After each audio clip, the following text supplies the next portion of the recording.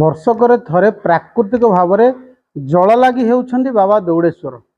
ଏ ବାବା ଦୌଡ଼େଶ୍ୱର ଅଛନ୍ତି ଢେଙ୍କାନାଳ ଜିଲ୍ଲାର ଗଅଁଦିଆ ବ୍ଲକର କରମୂଳ ପଞ୍ଚାୟତରେ ଆଉ ବ୍ରାହ୍ମଣୀ ନଦୀ କୂଳରେ। କାହିଁ କେତେ ଅମଳରୁ ଏ ପ୍ରତ୍ନତତ୍ତ୍ୱ ବିଭାଗ ଦ୍ୱାରା ପରିଚାଳିତ ଏ ମନ୍ଦିରର କାରୁକାର୍ଯ୍ୟ ଗତ ବର୍ଷଠୁ ନିର୍ମାଣ ହେଉଥିଲେ ମଧ୍ୟ ଅଦ୍ୟାବଧି ସରିନାହିଁ। ତେବେ ଆସନ୍ତୁ ଶୁଣିବା ଏଠି ସେବାରେ ପୁରା ନିୟୋଜିତ ଥିବା ଜଣେ ସେବକ ଯିଏକି ଆମେ ଆସିଲା ବେଳକୁ ଠାକୁରଙ୍କ ଉପରୁ ପଟୁମାଟି ଛଡ଼ଉଥିଲେ। କ'ଣ ଆଜ୍ଞା ନା କ'ଣ? ଜଗନ୍ନାଥ ଭାଇ ଆପଣ କେତେ ବର୍ଷ ହେଲା ଏଇ କାମ କରୁଛନ୍ତି?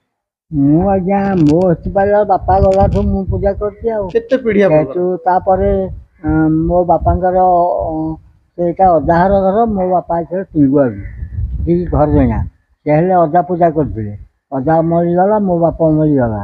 ତାଙ୍କ ଅମଳି କଥା କହିପାରିନି, ଏଇଟା ମୋ ଅମଳି ଆସି ଆଜ୍ଞା ସରିଲାଣି। କ'ଣ ଆପଣ ଦେଖୁଛନ୍ତି ବର୍ଷକରେ କେତେ ଥର ଏମିତି ପାଣିରେ ବୁଡ଼ି ଯାଆନ୍ତି ଠାକୁର? ପାଣି 2-3 ଥର ବୁଡ଼ନ୍ତି ମାସକୁ।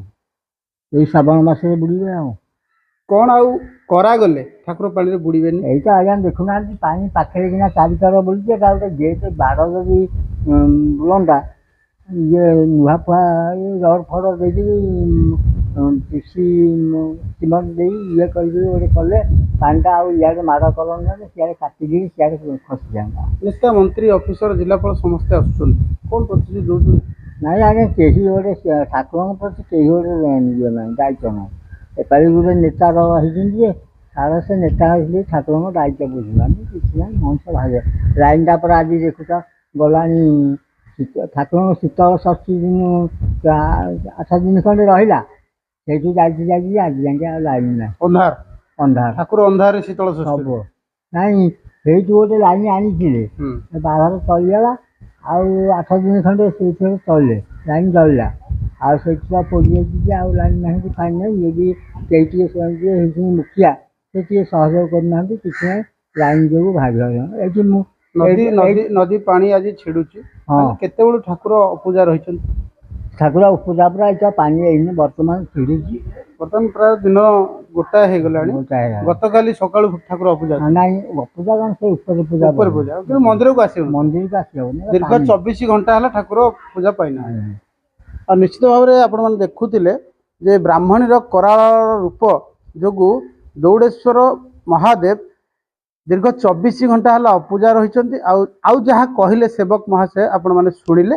ତେବେ ଏଇ ପ୍ରାକୃତିକ ଜଳାଭିଷେକ ଶ୍ରାବଣ ମାସରେ ହୋଇଥାନ୍ତି ବୋଲି ଅନେକ ଭକ୍ତ ଏଠାକୁ ମଧ୍ୟ ଦୌଡ଼ି ଆସନ୍ତି କାଉଡ଼ିଆ ଭାର ନେଇ। ତେବେ ଆଉ 2 ଦିନ ପରେ କାଉଡ଼ିଆ ଭାର ଧରି ଆସିବେ, ସୁଅ ଛୁଟିବ। ବର୍ତ୍ତମାନ ଆମେ ଦେଖାଉଥିଲୁ ଠାକୁର ପ୍ରାକୃତିକ ଭାବରେ ମାଟିର ପ୍ରଲେପ ହୋଇଯାଇଛି, ଯେଉଁ ପଟୁ ମାଟି ଠାକୁରଙ୍କ ଉପରେ ଚଢ଼ିଯାଇଛି, ତାହା ଧୁଆ ଚାଲିଛି। ପ୍ରକୃତ ଦେଖିବାକୁ ଗଲେ ଏଇ ପଟୁ ମାଟି କୋଉଆଡ଼ୁ କୁଆଡ଼ୁ ଆସୁଛି ଆଉ ଠାକୁରଙ୍କୁ ପ୍ରଲେପ କରିଦେଉଛି। ତେବେ ନେତା ମନ୍ତ୍ରୀଙ୍କ ଉପରେ ସ୍ଥାନୀୟ ଅଧିବାସୀଙ୍କର ଭରସା ସେପଳି ନାହିଁ, ତୁଟି ଯାଇଛି। ଯେ ଠାକୁର କିଭଳି ଭାବରେ এই ଜଳବନ୍ଦୀରୁ ମୁକ୍ତ ହେବେ, ସେଥିପାଇଁ ନିଶ୍ଚିତ ଭାବରେ ପ୍ରଶାସନ ଏବଂ ପ୍ରତ୍ନତତ୍ତ୍ୱ ବିଭାଗ ଦୃଷ୍ଟି ଦେବାର ଆବଶ୍ୟକତା ଅନୁମେୟ ହେଉଛି। ଢେଙ୍କାନାଳ ଭଏ